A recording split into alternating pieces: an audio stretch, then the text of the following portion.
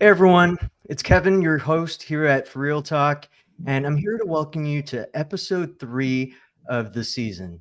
Once again, the season theme is origins. So, more specifically, origins are a big part of who we are, but we can also choose to not let our origins define us. Today, I have a very special guest, Elijah Davis. He is an undergraduate at BYU.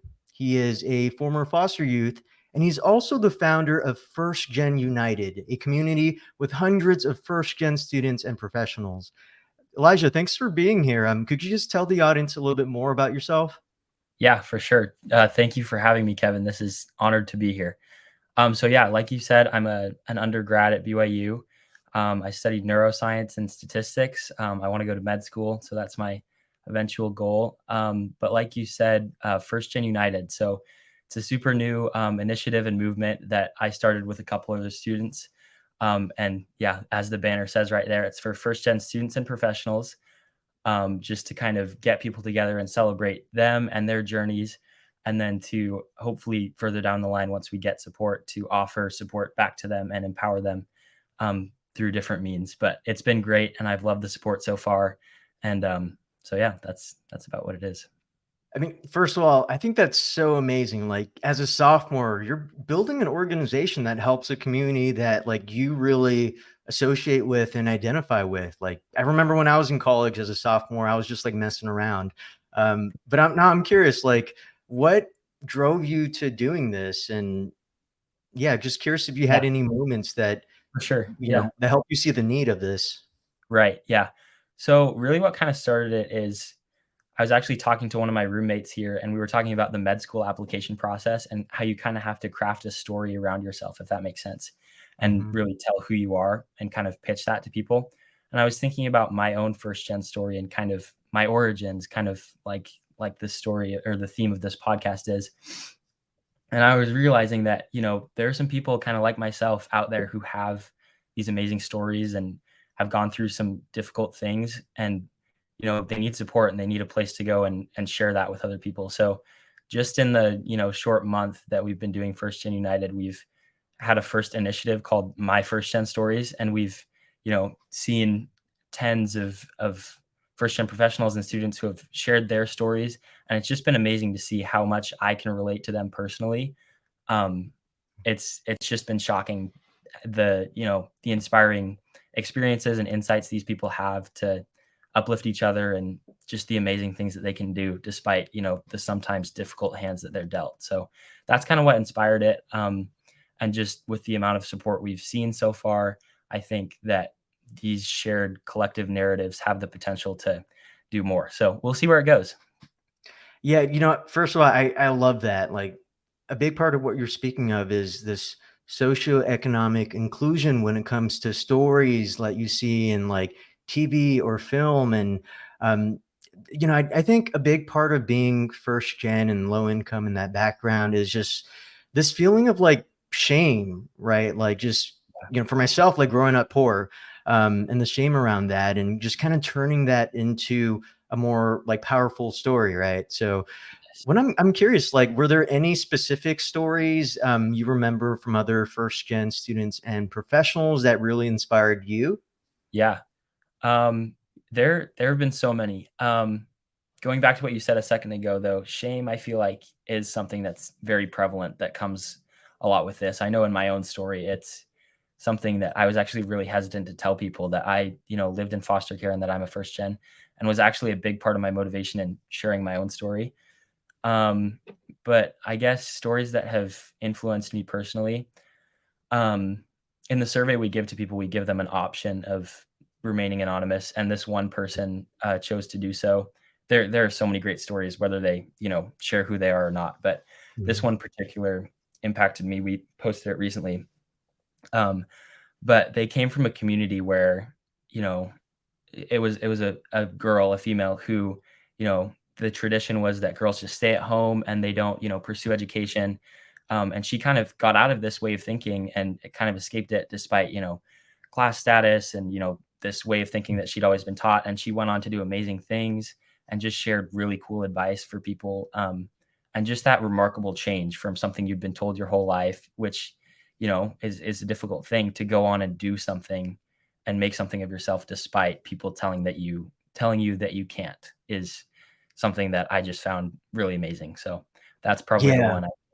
But Yeah, and again, just this theme of like, your origins kind of define where you start, but you can let that not hold you back and just build your own story and like not let your origins define you. I think that's amazing. But I'm sure the audience would love to know like more about your own personal story. If you're comfortable sharing, I know you mentioned your experience growing up and going through the foster care system. It was something that you were ashamed of before. And I'm just kind of curious what that story is and what yeah, helped you get over that shame and just use that as like a source of power instead. right. Yeah. Um, it's definitely like a work in progress. Like, it's still something I struggle with, but let's see my story. So until about age 14, I won't go too much into the personal details, but I, was in and out of homes, just, parents struggling with difficult mental health stuff, couldn't keep a job. Anyway, not relevant. But when I turned 14, I was put in the foster care system and I was placed with this one family. And I'd been out of school for about 3 years. And it was a difficult time for me, socially, big life change. I'd lived in Canada my whole life and I was in the States, and it just, everything was different. Um, it was a really difficult time for me, especially educationally, to come back. But the main thing that helped me was just the support system. So people who were willing to, share their knowledge, things that I didn't know, things that I'd missed out on.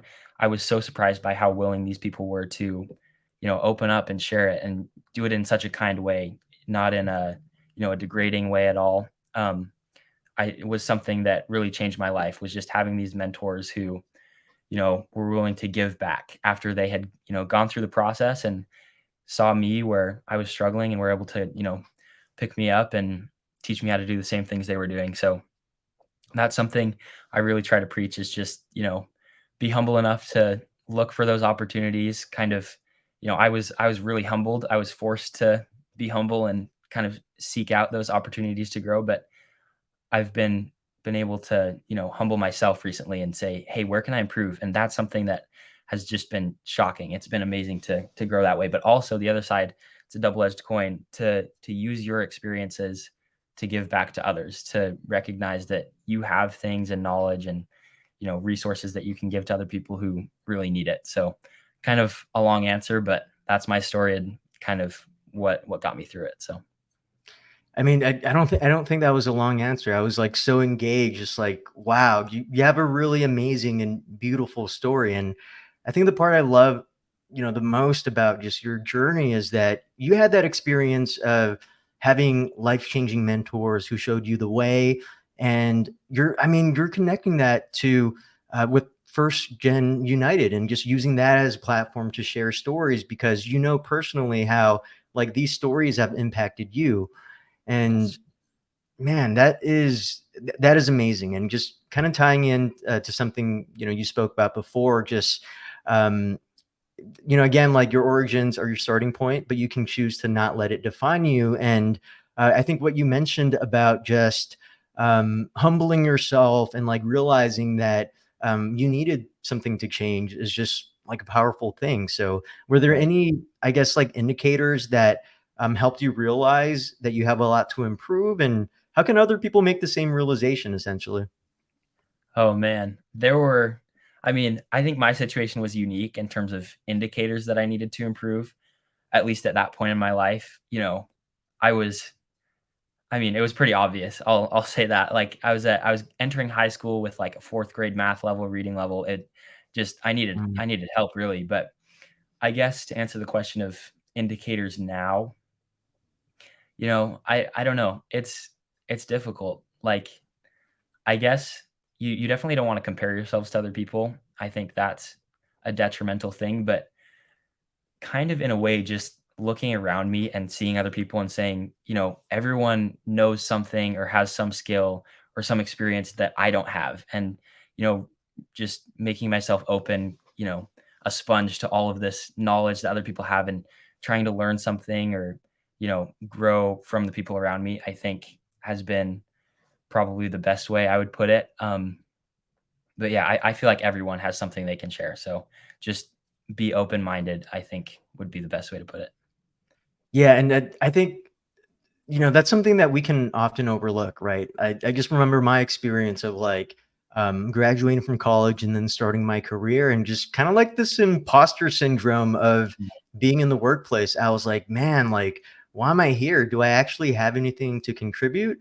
But it turns out that for a lot of first gen students and professionals, there is a lot that they've had to overcome. They're navigating institutions without a lot of guidance. You have to be resourceful and to have a lot of grit to succeed in that environment when you don't have a lot of guidance, right? And For these are sure. skills that you can apply to your career, like just after college and beyond. And honestly, I think this is stuff that it's sad that a lot of first gen students and professionals just don't realize how powerful they are. And, I think that by sharing more stories like this, especially, both on the FReal Talk podcast and also First Gen United, I think that's going to really bring together the first gen community so that we can really lift each other up. But speaking of that, I just, do you want to share a little bit more about how the viewers can support First Gen United? For sure. Yeah. So it's a pretty new thing. Like I mentioned, we're working on a website right now where we'll have a lot more for people to do. But right now, if you could just, find us on LinkedIn, we've got a LinkedIn group with a few hundred people now, which is great, where we can, I think that's the place where you can find other stories and you can share your own story and support in different ways. But yeah, just go look us up on LinkedIn, I'd say would be the place to start. And then keep an eye out for more to come. Yeah, and just for the viewers out there, I'm gonna get all this information for you and put it in the podcast notes and description below. So make sure you check out what Elijah's working on. And for the first gen students and professionals out there, like just join the community. I mean, it takes a couple of seconds to join on LinkedIn. Say hi to Elijah. But yeah, I just want to say thanks so much for being on here, Elijah. And for the audience out there, make sure you subscribe to FReal Talk for more first gen perspectives. But again, thanks so much, and we'll see you guys next time. Okay. Thanks, Kevin. Later. Okay, I'm going to